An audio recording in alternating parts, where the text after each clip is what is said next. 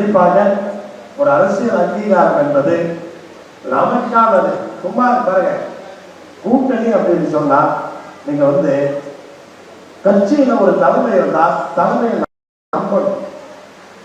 எவனோ ஒருத்தர் குத்து விடுறாங்கிறதுக்காக தலைமையை சந்தேகப்படக்கூடாது. ஒரு கூட்டணிங்கிறது தனியா நம்ம மட்டும் போய் போடுறது அல்ல. ஒரு திருமணம் மாதிரி ஒருதலை காதலா இருந்தா கல்யாணம் பண்ண முடியுமா? மாப்பிள்ளைக்கு பொண்ணை பிடிச்சிருக்கு, பொண்ணுக்கு மாப்பிள்ளையை பிடிக்கணும் இல்ல, பிடிக்காம கல்யாணம் பண்ணிட முடியுமா? அதெல்லாம் என்ன வெளியே சொல்ல முடியுமா? ஒரு மாப்பிள்ளைக்கு ஒரு பொண்ணை பார்க்கறாங்க, என்னப்பா அந்த பொண்ணை பார்த்துட்டு இருந்தே என்னாச்சு அப்படின்னா அந்த பொண்ணுக்கு எங்க பையனை பிடிக்கலன்னு சொல்லுவாங்க.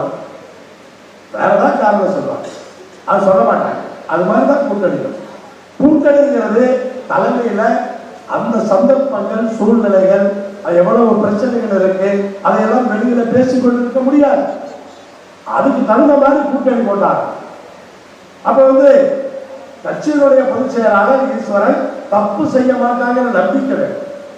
அவருடைய எண்ணம் எல்லாம் இந்த கொட்டு மண்டலம் முன்னேறுவதற்காகத்தான் அப்படிங்கிற நம்பிக்கை வேண்டும்.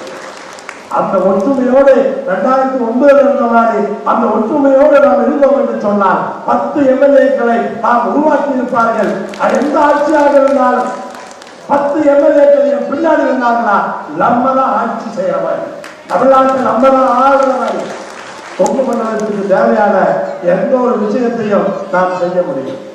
பிளே ஸ்டோர் மற்றும் ஆப் ஸ்டோரில் இருந்து பாலிமர் செயலியை QR கோடு மூலம் பதிவிறக்கம் செய்யுங்கள். செய்திகளை உடனுக்குடன் பெறுங்கள்.